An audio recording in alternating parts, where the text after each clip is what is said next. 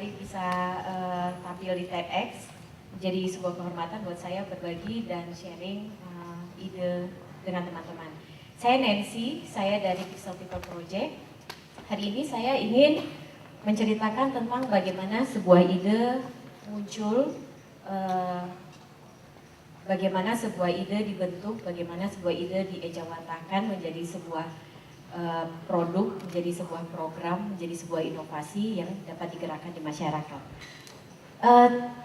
Temanya Into the Wild, teman-teman pasti sudah pernah dengar film ini atau mungkin pernah nonton.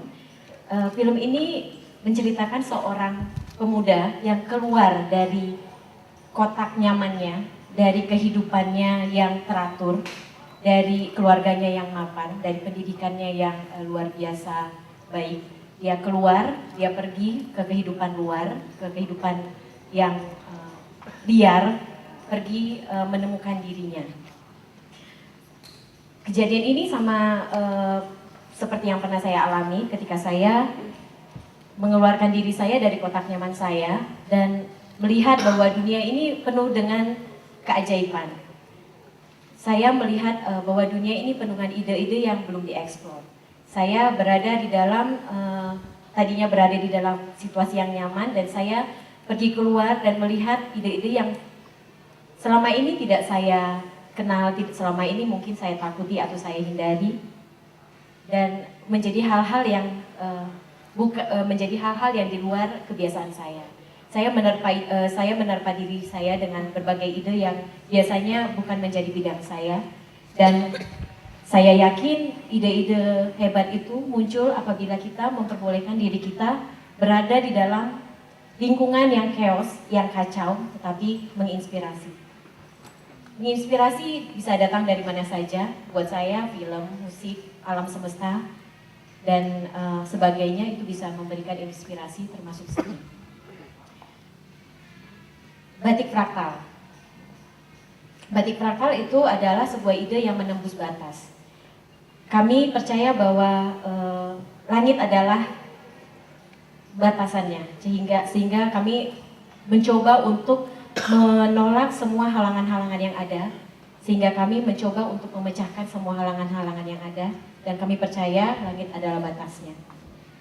Batik fraktal muncul dari 3 ide yang berbeda, dan saya ilustrasikan seperti 3 kacamata ini. Bagaimana sebuah ide hebat itu muncul kalau kita melihat dari berbagai kacamata yang digabungkan. Kalau kita melihat dari kacamata, katakanlah kacamata merah, tentunya semua terlihat merah. Kalau kita lihat dari kacamata biru, tentunya semua terlihat biru. Tapi kalau kita gabungkan kacamata-kacamata itu, akan muncul sebuah warna atau warna-warna lain yang tadinya tidak ada. Dan kami percaya bahwa kolaborasi dan sinergi adalah inti dari semua inovasi. Batik fraktal muncul karena tiga orang sahabat mengeluarkan ide, dan 3 orang sahabat ini berasal dari background yang berbeda. Saya berasal dari background public relations, teman saya Lucky berasal dari arsitek, dan teman saya Yun berasal dari matematika. Kami melihat batik bisa dirumuskan secara matematika, dan matematika adalah batik. Dan di dalamnya ada teknologi yang bisa dimasukkan untuk inovasi. Dan semua ini dikompil dalam sebuah ide menjadi batik fraktal. Mungkin saya akan jelaskan dulu fraktal itu apa. Fraktal adalah, kalau teman-teman lihat segitiga ini, namanya segitiga Sierpinski. Kalau dipotong bagian terkecilnya dan diperbesar, bagian terkecil itu akan menyerupai bagian terbesarnya. Itu adalah fraktal, disebut sebagai self-similarity atau persamaan diri, disebut sebagai iterasi atau perulangan. Kita bisa melihat fenomena itu di alam banyak sekali, dan kami mulai melihat fenomena itu juga di dalam motif batik kita. Teman-teman pasti pernah lihat motif batik seperti ini, dan dalam riset kami membandingkan antara motif batik itu dengan lukisan Picasso. Kalau teman-teman pasti pernah dengar bahwa lukisan Picasso itu dia beraliran kubisme, jadi bentuknya 3 dimensi. Terus apa hubungannya dengan batik? Yang kita lakukan adalah mengukur dimensi fraktal antara lukisan Picasso dengan batik. Lukisan Picasso karena dia 3 dimensi, fraktal dimensinya 3, batik dia ada di pertengahan. Kenapa? Karena batik itu dia lebih besar daripada garis, tapi tidak sampai menutupi bidang. Jadi dimensinya di antara 1 dan di antara 1 dan 2. Dia berada di pertengahan di 1,5. Riset ini sudah kami tampilkan di Konferensi Generative Art Internasional di Milan tahun 2007. Dan itulah pertama kali kami mengangkat bahwa tradisional batik dan motif-motif tradisional budaya di Indonesia memiliki unsur-unsur saintifik. Oke, so tadi teman-teman sudah lihat fraktal itu seperti apa, dan saya akan jelaskan seperti bagaimana caranya menggambar motif batik dengan rumus-rumus. Oke, kita bisa lihat bahwa di sini ada sekumpulan rumus A, dan A itu melambangkan FFF karena dia perulangan, akan diulang lagi di belakangnya, N kurang 1. Setelah itu kalau A-nya 2, itu akan diulang lagi, dan A3 akan diulang lagi, diiterasi sampai 3 kali. Sesimpel itu sebetulnya untuk membuat motif batik dengan rumus. Bagaimana tampilannya kalau di software? Seperti ini. First iterationnya FFF, jadi ditambah iterasi kedua, ditambah lebih panjang lagi. Segampang itu. Karena di dalam generative art ini kita mengubah simbol menjadi gambar. Bagaimana kalau kita ingin membuat garis melengkung? Tinggal ditambahkan tanda tambah. Jadi rumus-rumus ini akan nanti menggambar sebuah bentukan. Yang kita perlukan hanyalah menambahkan tanda-tandanya. Bagaimana kalau kita ingin membuat percabangan? Kita tinggal tambahkan tanda kurungnya. Jadi ada iterasinya ke bawah dan percabangannya ke kanan. Dan ini bisa digenerasi ulang dengan cepat dengan menaikkan tombol iterasi, sehingga kita tidak perlu menggambar begitu banyak garis, tapi kita tinggal menaikkan tombol iterasi saja untuk membuat begitu banyak garis. Saya akan memperlihatkan software ini berjalan.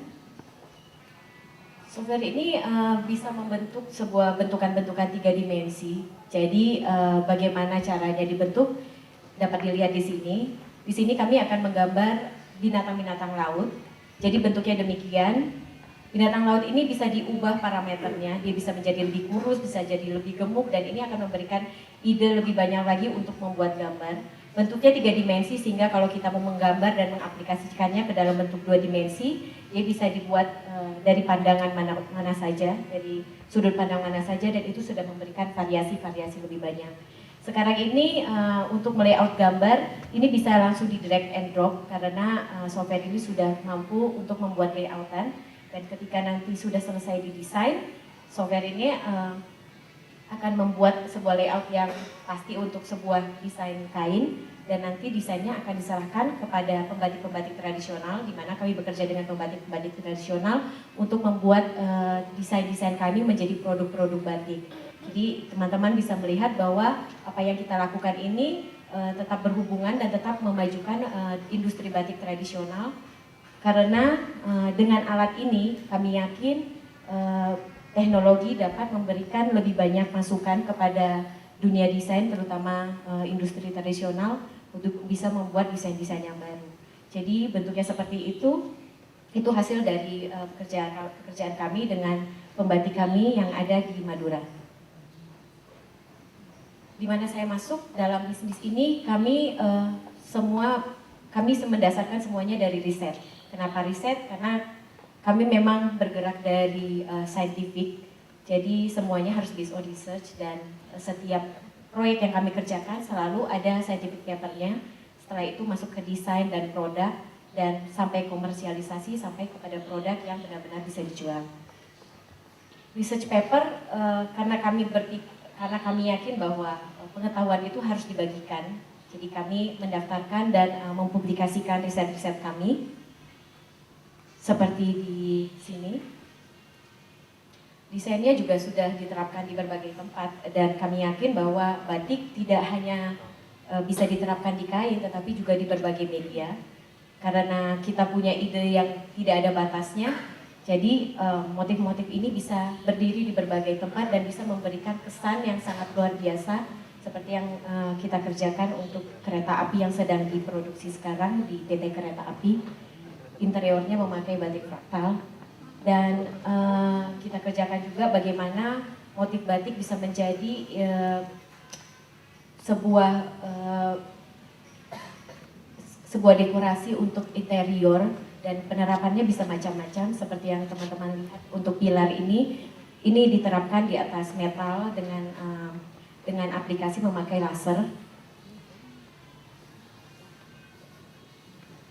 Karena motif kami ini bisa dibuat dalam bentuk 3 dimensi, motif ini juga bisa dibuat untuk karya arsitektur.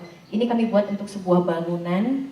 Bangunan ini dibuat untuk pameran pada tahun 2008. Jadi kalau dilihat dari atas, bentuk bangunan ini seperti motif batik parang. Jadi teman-teman bisa lihat betapa luasnya pengembangan desain-desain dari sebuah ide. Produk tentu saja kita bisa membuat motif batik ini di atas kain. Ini yang sudah diterapkan dan semuanya diterapkan dengan manual, dengan tangan. Baik memakai canting atau maupun memakai cap. Dan kita bekerja sama juga dengan pengrajin sepatu dari Cibaduyut, di mana kita menerapkan motif-motif ini juga di atas sepatu untuk meningkatkan desain mereka. Selain itu kita juga menerapkan motif yang sama di atas furniture, di mana furniture ini bisa dilihat sebetulnya ini motif parang yang sama yang tadi diterapkan di atas kereta api dan sebagainya. Ini adalah motif parang yang dieksekusi dengan cara laser juga, tetapi pembuatannya tetap dengan manual. Dengan keyakinan bahwa pengetahuan harus dibagi, kami juga berpikir bahwa pembatik-pembatik tradisional berhak mendapatkan bagian dari pengetahuan ini. Jadi kami berbagi pengetahuan ini dengan melakukan pelatihan di mana mereka bisa menggunakan untuk membuat produk-produk mereka dengan desain-desain yang baru dan lebih berdaya saing. Pengembangan software ini tidak hanya untuk komputer, tapi kami juga berpikir dengan dunia yang sekarang bergerak sangat cepat, bagaimana kalau kita membuat batik ini bisa berjalan di berbagai media termasuk di mobile atau handphone. Jadi kita membuat inovasi ini sekaligus kita ingin bermain juga dan kita sudah membuat aplikasi untuk membuat desain batik dengan memakai permainan Wii. Dan sekarang kita membangun bagaimana sebuah aplikasi juga untuk J-Batik di iPad, di mana sekarang teman-teman sudah dapat mendesain batik di atas iPad. Penghargaan merupakan motivasi buat kami, sehingga penghargaan ini menjadi sebuah keyakinan untuk kami bisa bekerja lebih jauh dan bisa mengeksplorasi ide-ide kami. Dan saya sudah menceritakan bagaimana saya keluar dari dunia saya yang nyaman dan saya melihat begitu banyaknya yang bisa dieksplorasi selama kita mau membuka diri kita, selama kita mau berpikir bahwa imajinasi tidak ada batasnya dan kita bermain dengan banyak ide sekali dan kita berada di dalam keliaran yang benar-benar menyenangkan. Saya berada di dalam keliaran ini. Bagaimana dengan kalian? Terima kasih.